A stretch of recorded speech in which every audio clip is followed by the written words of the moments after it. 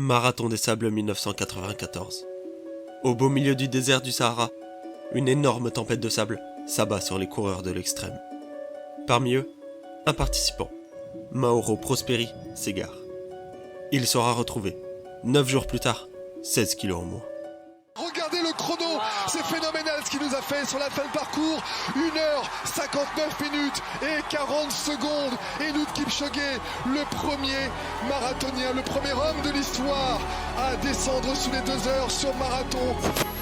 Bravo champion, énorme François Den. Bravo Xavier Thévenard, quel champion. Regardez. Bravo. Ouais, 170 km devant pour remporter la plus belle victoire de sa carrière. Imaginez ce choc émotionnel. Ouais, là il peut lâcher. Aujourd'hui, j'ai décidé de vous parler de course à pied. Mais rien à voir avec un 100 mètres ou un 200 mètres. Cette fois, nous allons parler d'ultra-fond, et plus précisément, du Marathon des Sables. Mauro Prosperi est né le 13 juillet 1955 de l'autre côté des Alpes, à Rome. Après avoir fait ses classes dans une école d'art, son premier métier fut de devenir policier au sein de la police nationale italienne à l'âge de 18 ans. La raison principale pour laquelle il a choisi cette profession, la subvention de la police italienne dans la formation d'athlètes de haut niveau. Grâce à l'obtention de ces subventions, les rêves sportifs et olympiques du jeune Mauro se rapprochent à petits pas. Selon ses propres termes, son travail consistait à rester assis sur son cheval pour surveiller les touristes flânant dans les rues italiennes. Pas très passionnant. Mais grâce à ces fameuses aides pécuniaires de l'État, il réussit alors son rêve depuis toujours. Devenir athlète sportif italien et participer aux Jeux Olympiques. Sa discipline favorite ? Le pentathlon moderne. Sport très complet, mixant la natation, l'escrime, l'équitation, le tir et enfin la course à pied. Il est sélectionné avec la formation transalpine aux Jeux Olympiques de Los Angeles en 1984. C'est d'ailleurs lors d'un des rassemblements pré-olympiques qu'il va rencontrer la personne qui deviendra sa chère et tendre épouse, Cinzia Pagliara. Leur idylle n'en est qu'à son préambule, mais tout va aller très vite pour ce jeune couple. Ils décident de se marier seulement 6 mois après leur rencontre. Ils auront aussi 3 enfants au cours de leur romance, qu'ils chériront comme la prunelle de leurs yeux. Année 1987. Il fait la rencontre de Giovanni Manzo, ami avec qui il deviendra très proche. Entendant parler d'une course à pied de l'extrême, organisée au beau milieu du Sahara, et ayant soif d'aventure avec un grand A, Giovanni commence à songer à y participer. Non seulement il veut vivre une aventure sportive époustouflante, mais il veut également vivre une aventure humaine hors du commun. Il décide donc pour cela d'en parler à son fidèle comparse, Mauro Prosperi. Ce dernier accepte immédiatement. Étant déjà un sportif confirmé, ce défi est d'une toute autre nature. Il doit alors accroître ses entraînements afin d'être prêt le jour J. S'il participe à une course, ce n'est pas pour faire de la figuration. Il y va pour gagner. Ou au moins, essayer de monter sur le podium. Pour cela, il multiplie les entraînements de plus de 40 km aux côtés de son ami Giovanni. Ils escaladeront l'Etna à de multiples reprises afin de simuler les côtes ardues des dunes sahariennes. Pour lui, courir, c'est être libre. Il ne le sait pas encore, mais le combat qu'il ira mener dans le Sahara est à l'opposé de celui pour lequel il avait signé à l'inscription. Le Marathon des Sables a lieu chaque année depuis 1986. L'enjeu sportif de la course est resté inchangé au fil des années. C'est une course à pied en autosuffisance alimentaire, longue d'environ 250 km, répartie en plusieurs étapes, au nombre de 6 cette année. Les sportifs doivent également porter un sac à dos avec eux qui contient leur nourriture de toute la semaine, mais également tout le matériel obligatoire, comme par exemple des vêtements de rechange, une boussole, un couteau, une fusée de détresse, etc. Seule l'eau est fournie par l'organisation de la course. Raconté comme ça, nous pouvons nous accorder pour dire que c'est une course d'ultra-trail, mais pas encore extrême. Cependant, lorsque nous précisons que cette compétition se passe en plein milieu du désert du Sahara au Maroc, sous un soleil de plomb et dont la température est régulièrement comprise entre 40 et 50 degrés, la course prend une toute autre tournure. Dans un article pour Le Monde intitulé « Les forçats du désert », Pierre Lepidi a transcrit. Il fait près de 45 degrés, et le vent qui se lève assèche encore un petit peu plus la bouche. Quand la piste est rectiligne sur plusieurs kilomètres, le soleil vous cuit le visage, toujours du même côté. Quelques heures plus tard, dans l'ascension des dunes, les pieds s'enfoncent dans le sable à chaque pas, les cuisses brûlent, et il n'y a aucun appui. Derrière la dune, il y a une autre dune. Le ravitaillement est loin, toujours plus loin. Ce témoignage exprime bien le côté très extrême de la course, où les coureurs vivent l'enfer. Cette course est considérée comme l'une des plus dures au monde. À l'époque, les coureurs devaient même signer un papier indiquant où ils voudraient être enterrés s'il venait à leur arriver malheur pendant la course. Cependant, il y a un point qui diffère vraiment entre l'année 1994, où se passe notre aventure, et les récentes éditions. La popularité. En 1994, Mauro Prosperi indique qu'ils étaient environ 80 à courir. Ils sont aujourd'hui plus d'1 millier. Le départ de l'édition 1994 du Marathon des Sables est donné le 10 avril, à Fumsgit. Son premier ressenti en se rendant sur place fut, quand je suis arrivé au Maroc, j'ai découvert une chose merveilleuse, le désert. J'ai été ensorcelé. Son rêve naissant ne va pas de suite tourner au cauchemar. La première étape est une étape de mise en jambe. Environ 25 km à parcourir dans un désert de sel avec un petit peu de relief. Le premier arrivant, Jesus Corredor, l'avale en moins de 2 heures. 1 heure, 52 minutes et 52 secondes pour être précis. Mauro, lui, termine dans le premier quart des participants. À l'arrivée, avec son ami Giovanni, ils discuteront tous les deux de leur première étape, de leurs premières impressions sur la course, de leurs premiers ressentis de cette épreuve dont ils en attendaient tant. L'élément clé qui les a tous les deux marqués est le vent, signe annonciateur de leur future péripétie, mais aucun des deux ne percevra ce signe sur le moment. Les 2 étapes suivantes sont légèrement plus corsées que la première, avec un mélange de roches très techniques, mais également de dunes sableuses, harassantes physiquement. Les coureurs auront parcouru au total près de 100 km durant ces 3 premiers jours. L'homme de tête n'est autre qu'André Derksen, le russe, futur vainqueur de l'épreuve, et qui rééditera cette performance les 2 années suivantes. Nos comparses italiens, eux, passent ces étapes sans trop de difficultés. Mauro sait qu'il ne pourra pas gagner la course, mais espère pouvoir accrocher un top 10 à son palmarès. Cependant, ils savent que la prochaine étape ne sera pas de tout repos. C'est la mythique 4e étape qui les attend. Surnommée la 80 en raison de son nombre de kilomètres démesuré, la longueur de cette étape est près de 2,5 fois plus grande que la moyenne des étapes précédentes. Elle fait peur à plus d'un concurrent sur son chemin. Un tracé de 85 km se dressera devant les coureurs de l'extrême.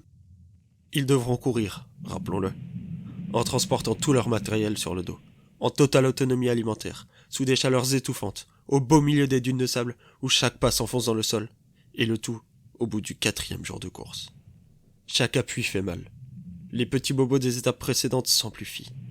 Mais les coureurs vont enfin trouver ce qu'ils sont venus chercher. Du dépassement de soi. Au matin du jeudi 14 avril 1994, les coureurs s'élancent pour la plus dure et la plus éreintante partie de la course. Au fil du déroulement de l'étape, Mauro se trouve parmi les coureurs les mieux placés. Cependant, après avoir traversé le 4e point de contrôle et récupéré ses 2 litres d'eau fournis par l'organisation de la course, il traverse un secteur rempli de dunes de sable. Très éprouvant physiquement, je vous l'accorde, mais rien de très dangereux pour un humain. Mais soudainement, la météo le prend en traître. Une terrible tempête se lève. Le sable vole, fouette, aveugle les coureurs et irrite ses poumons à cause des particules de sable aspirées. Il expliquera dans une interview pour la BBC « J'étais aveuglé, je ne pouvais plus respirer. Le sable a fouetté mon visage, c'était comme une tempête d'aiguilles. J'ai compris pour la première fois à quel point une tempête de sable pouvait être puissante. J'ai tourné le dos au vent et enroulé un foulard autour de mon visage pour empêcher le sable de me blesser. Je n'étais pas désorienté, mais je devais continuer à bouger pour ne pas être enterré. Craignant d'être enseveli sous le sable s'il restait au cœur de la tempête immobile, il décide de continuer son chemin. C'est à ce moment-là qu'il commet sa plus grave erreur, selon le célèbre aventurier Bear Grylls, qui lui a consacré un épisode de sa série, Une virée en enfer.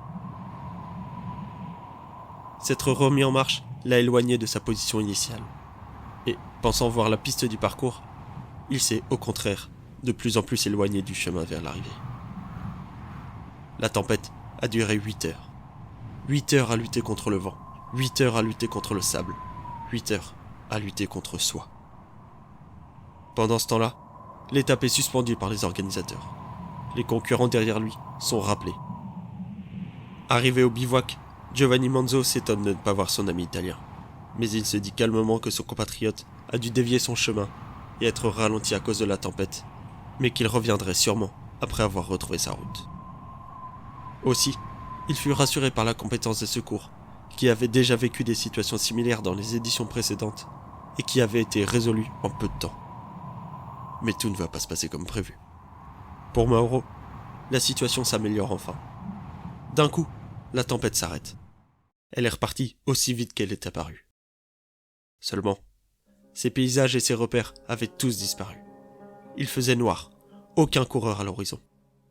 Impossible pour lui de reprendre la route dans de telles conditions. Sachant que son détour à cause de la tempête lui a fait perdre tout espoir de bien figurer au classement général, il décide de dormir sur la dune dans son sac de couchage et de reprendre la course dès le lendemain, en essayant de retrouver et de rattraper les participants effectuant la course en marchant. Après sa première nuit passée sur la dune, il se leva aux aurores pour reprendre sa route.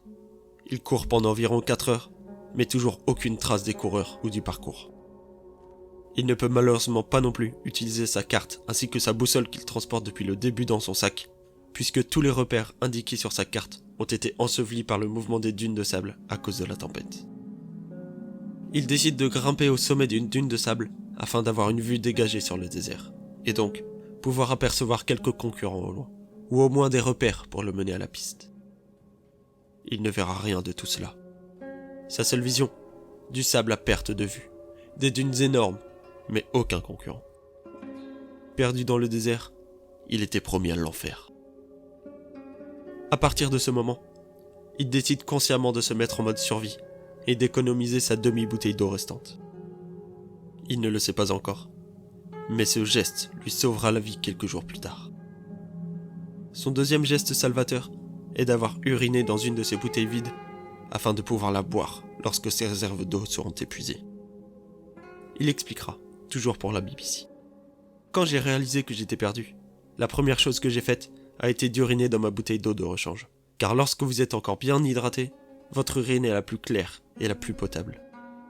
Je me suis souvenu que mon grand-père m'avait raconté comment, pendant la guerre, lui et ses camarades avaient bu leur propre urine quand il n'y avait plus d'eau. Je l'ai fait par précaution, mais je n'étais pas désespéré. J'étais sûr que les organisateurs me trouveraient bientôt. L'épisode 5 de la série Netflix Losers lui est consacré. Il témoignera dans ce documentaire. Je me suis dit, je suis sûr qu'ils me retrouveront demain. J'en avais la certitude. Je suis resté sur cette idée jusqu'en fin d'après-midi, au moment où le soleil a commencé à descendre. Vous savez pourquoi? Parce qu'à un moment, j'ai entendu passer un hélicoptère. À ce moment-là, j'ai lancé une fusée de détresse. Les fusées de détresse qu'on nous avait distribuées au départ n'étaient pas plus grosses qu'un stylo à billes. Elles étaient minuscules, pour ne pas dire ridicules. Mais l'hélico n'est pas revenu. Alors je me suis dit, merde. À ce moment-là, je n'ai pas éprouvé de peur. J'ai ressenti du désespoir. Et par désespoir, je me suis mis à hurler, pourquoi tu me laisses tomber?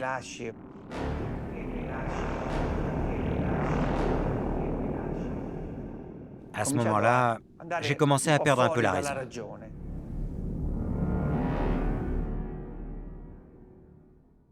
Les jours passent.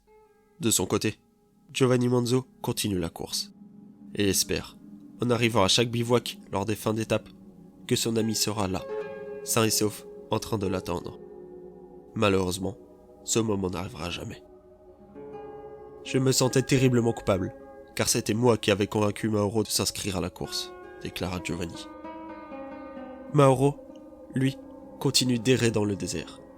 Il est même suivi pendant son périple par des charognards, attendant la fin de vie du coureur pour pouvoir se délecter de sa carcasse. Lors du 4e jour, le sportif croit halluciner. Il aperçoit une maison au loin, entre les dunes. Plus il avance, plus le bâtiment est visible. Effectivement, arrivé sur place, il trouve un sanctuaire musulman, autrement appelé un marabout. Situation assez ironique pour l'Italien, en train de lutter contre la mort, de trouver refuge dans un sanctuaire. Mais ce marabout va lui redonner tout ce dont il avait besoin. De l'espoir. Si un bâtiment a été construit en plein milieu du désert, c'est qu'il doit y avoir quelques humains. Manque de chance, le mausolée est vide. Le seul habitant, un saint homme dans un cercueil. Néanmoins, ce sanctuaire lui apportait de l'ombre, ainsi qu'un endroit où se reposer. Il décide alors d'y rester plusieurs jours, en attendant que quelqu'un puisse le retrouver. Grâce à tous les objets qu'il transportait dans son sac à dos depuis le début, Mauro peut prendre quelques calories. C'était comme à la maison, ironise-t-il. Il a ainsi pu se cuisiner les quelques rations qui se trouvaient dans son sac à dos avec de l'urine fraîche. À partir du 4e jour de sa disparition, il a aussi commencé à boire son urine propre qu'il avait conservée dans sa bouteille, car il n'avait plus d'eau. Mais tout à coup, il a eu une idée afin de signaler sa présence.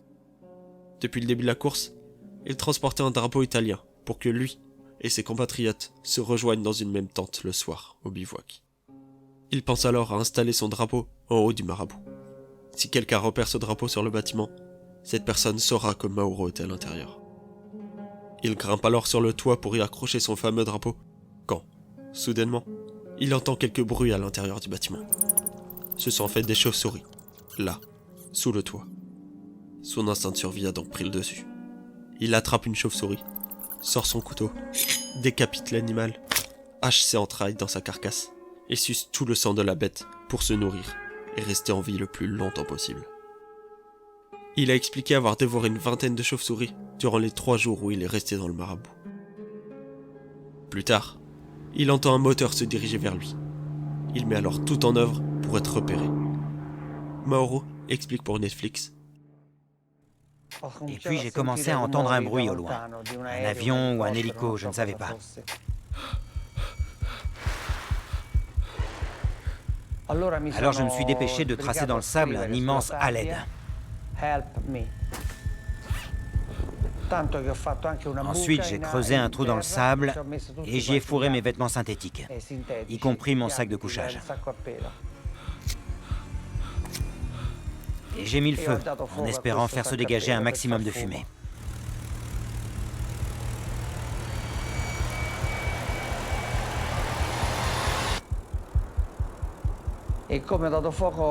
Mais à peine le sac de couchage s'est enflammé qu'une nouvelle tempête de sable s'est levée.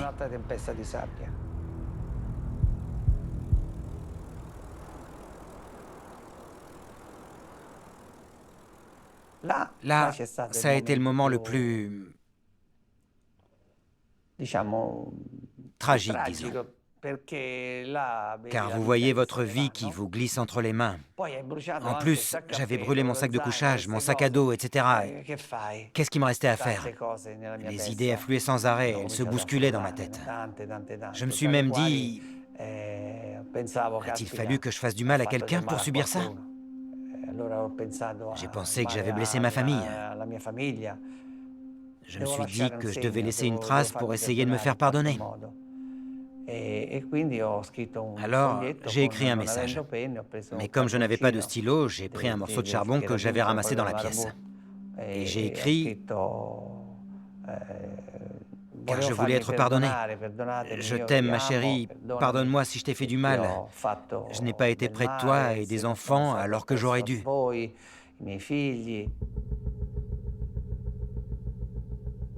À ce moment-là, j'étais tellement perdu que j'étais convaincu que j'allais mourir. Suite à cette nouvelle désillusion, il a tout perdu. Il n'a plus de vêtements et plus non plus de sac de couchage. Il réalise alors que ses chances de survie ont une nouvelle fois diminué. Mauro va alors prendre l'une des décisions les plus dures de sa vie. Il nous explique cela dans le documentaire de Bear Grylls. Mauro était confronté à un cruel dilemme. Rester où il était et mourir à coup sûr, ou repartir dans le désert avec l'espoir infime de rencontrer la civilisation. C'était une décision sacrément difficile. Si je quittais le marabout, je risquais de mourir dans le désert. et personne ne retrouverait jamais mon corps. Son cadavre serait plus difficile à localiser dans le désert que dans le Marabout. En vertu de la loi italienne, s'il n'y a pas de corps, la famille ne touche pas de pension.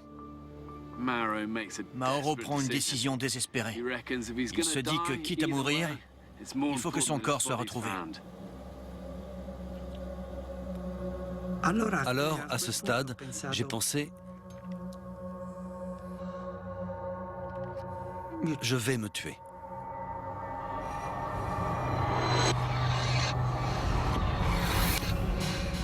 Je me suis ouvert les veines.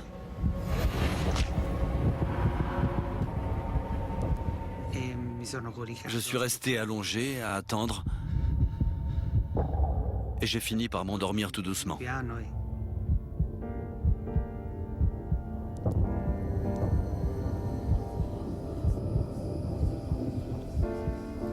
Il y a peu de choses sur Terre aussi puissantes que la famille. C'est incroyable ce que Mauro était prêt à endurer et à faire pour la sienne.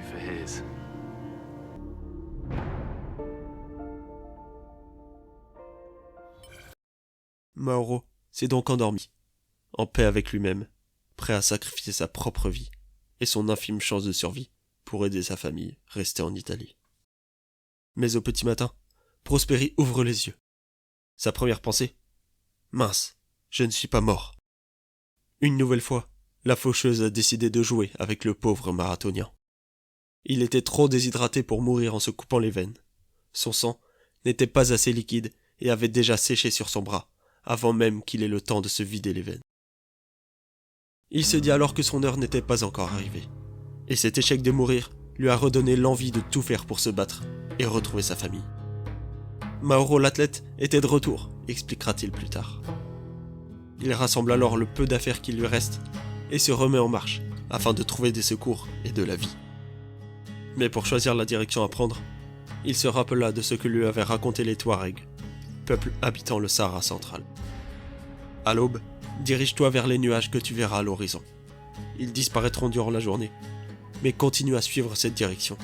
C'est là que tu retrouveras la vie.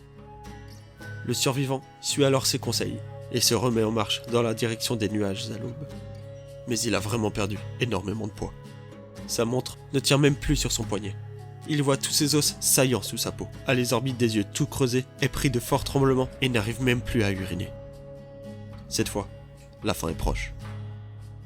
Lors de sa marche, à la manière du petit poucet, il prend bien soin de laisser des affaires personnelles derrière lui. Du dentifrice, des lacets, des chaussettes, un t-shirt, le tout, dans l'espoir que ces indices semés sur son parcours puissent permettre de le retrouver. Effectivement, des recherches organisées par sa famille vont se mettre en place pour essayer de retrouver le disparu. 3 jours après la tempête de sable, son frère, son beau-frère, ainsi que 2 enquêteurs d'Interpol se mettent à la poursuite du marathonien. 6 jours après sa disparition, les recherches ont permis de retrouver une vieille bouteille d'eau vide de Prosperi, ainsi que sa couverture de survie. 2 jours plus tard, ce sera au tour des lacets d'être découverts. Sa femme expliquera à la presse italienne que cela nourrit quelques espoirs de le retrouver sain et sauf, mais ce ne sont que pour l'instant des signes qu'il est passé par là à un moment donné, mais qu'aucun de ces objets ne certifiait le fait qu'il soit toujours vivant actuellement. Au 8e jour, Mauro réussit à trouver une oasis entre les dunes. Il arrive à peine à avaler de l'eau, mais en buvant une gorgée toutes les 10 minutes, il réussit tout de même à étancher sa soif et à gagner quelques heures de vie supplémentaires. Le lendemain, il repère une crotte de chèvre sur le sable. Qui dit crotte de chèvre au beau milieu du désert, dit population humaine toute proche. Son espérance et sa détermination sont en train de payer. Il jette alors ses dernières forces dans la bataille. Il sait que ce sont ses dernières chances de survie. S'il ne trouve aucun humain, il aura perdu son combat face au désert. La mort l'emportera pour de bon. Mais après avoir repéré des crottes de chèvre plus ou moins séchées, le voici qui repère des traces de pas dans le sable. Au loin, il repère le fameux troupeau de chèvres. Et au beau milieu, une petite fille. Ça y est, c'est officiel. Il vient d'apercevoir le premier être humain depuis 9 jours après sa disparition. Mais aussitôt que la fille l'aperçoit, elle prend peur et hurle de toutes ses forces. Comme le dit si bien Mauro, je ne devais pas être très beau. J'étais tout noir à cause de la saleté. la petite fille s'enfuit. Il se met donc à la suivre au loin et voit qu'elle est rentrée dans une tente de berbères. Il la suit et est arrivé, sain et sauf, à un campement d'habitants du désert. Le camp est rempli de femmes, tous les hommes sont partis au marché. Ces femmes qui ont recueilli le survivant prennent alors bien soin du rescapé, en le mettant à l'ombre, en lui donnant à boire du thé à la menthe ou du lait de chèvre, ainsi qu'en lui donnant de la nourriture. Mais il ne réussit pas à ingérer cette dernière. Son corps est trop affaibli pour avaler de la nourriture solide. Ça y est, on pourrait se dire qu'il est enfin hors de danger et sorti d'affaire. Eh bien non, les ennuis continuent. Dans son dos, ne sachant pas qui il était, ni d'où il venait, les femmes ont appelé la police. Des militaires viennent alors l'embarquer et l'installer dans leur jeep. Mauro commence à avoir vraiment peur lorsque les militaires, armés de fusils, lui bandent les yeux. Ils vont m'exécuter. En fait, le coureur ne le sait pas, mais il vient de franchir le territoire d'une zone militaire interdite au public. Les habitantes ont alors supposé qu'il s'agissait d'un espion marocain. Toujours les yeux bandés, la police a commencé à faire subir un interrogatoire à Mauro pour savoir qui il était et quelles étaient ses intentions. Mais brusquement, lorsque les militaires ont compris qu'il s'agissait en fait du coureur disparu depuis 9 jours dans le désert du Sahara, tout a changé. Les soldats ont commencé à célébrer le fait de l'avoir retrouvé vivant. Ce fut un moment de bonheur immense. Il a aussitôt été emmené à l'hôpital de Tindouf afin de faire un bilan de son état de santé et afin de le remettre sur pied le plus rapidement possible. Il découvre alors qu'au cours de ces 9 jours de disparition, il a perdu au total 16 kilos et ne pèse plus que 45 kilos sur la balance. Les médecins découvrent alors des dommages aux reins, aux yeux ou encore au foie. Il n'a pu manger d'aliments solides seulement plusieurs mois après sa mésaventure et a mis près de 2 ans pour récupérer totalement. C'est au cours de son séjour à l'hôpital qu'il prend connaissance de son périple effectué, perdu au milieu du désert.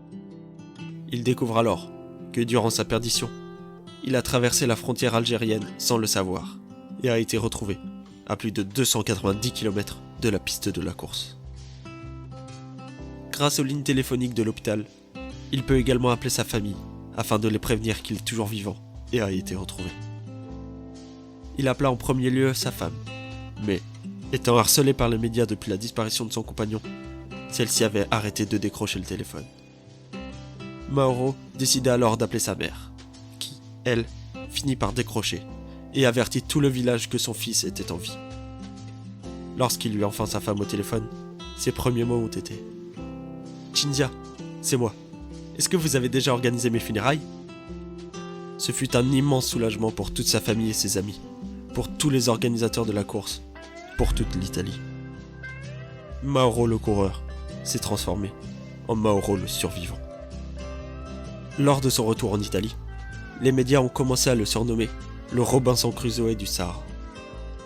L'année suivante, des journalistes de la télévision italienne partent sur les traces de Prosperi et finissent par retrouver le marabout où a vécu le survivant pendant quelques jours. Dans ce mausolée, l'équipe de tournage a retrouvé quelques effets personnels de Prosperi qu'il avait laissés à l'intérieur du bâtiment. Ils ont également retrouvé les cadavres de chauves-souris que Mauro avait pris soin d'enterrer en signe d'hommage à ces animaux qui lui ont sauvé la vie. La principale conséquence de la disparition du coureur a été au niveau sécuritaire. À partir de l'année suivante, les coureurs sont obligés d'avoir des fusées de détresse pour marins. Elles sont plus grandes et plus visibles, certes, mais sont aussi plus lourdes, ce qui a fait grincer des dents quelques coureurs de l'époque. D'un point de vue plus personnel, le mariage avec sa compagne n'aura pas résisté à l'épreuve sportive. À son retour en Italie, l'Italien a continué, si ce n'est encore plus, à courir et à vivre sa passion sportive. Mais son épouse de l'époque, quant à elle, aimerait que le champion sportif prenne du recul et consacre enfin du temps à sa vie de famille. Les deux époux ont donc décidé de se séparer après de longues années de vie commune. Nous sommes toujours les meilleurs amis du monde, peut-être même encore plus maintenant que lorsque nous nous sommes mariés. La raison de leur séparation est donc son addiction au sport et à la course à pied. Mais malgré toutes ces péripéties vécues dans l'édition 1994, Mauro a décidé de se relancer dans l'aventure dès 1998. Au total, il courra le marathon des sables 6 fois de plus dans les années suivantes. sa meilleure place a été 12e de l'épreuve.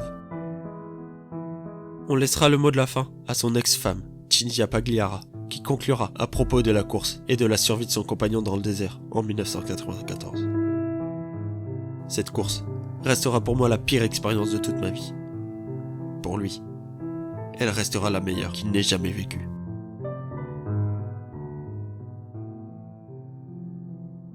C'était Sportcast, merci pour votre écoute. Si vous avez apprécié, n'hésitez pas à me le faire savoir sur mes différents réseaux sociaux, à noter ce podcast ainsi qu'à le partager. N'hésitez pas également à me donner des idées de sujets dont vous aimeriez que je parle. Je les traiterai peut-être dans un prochain épisode. Salut!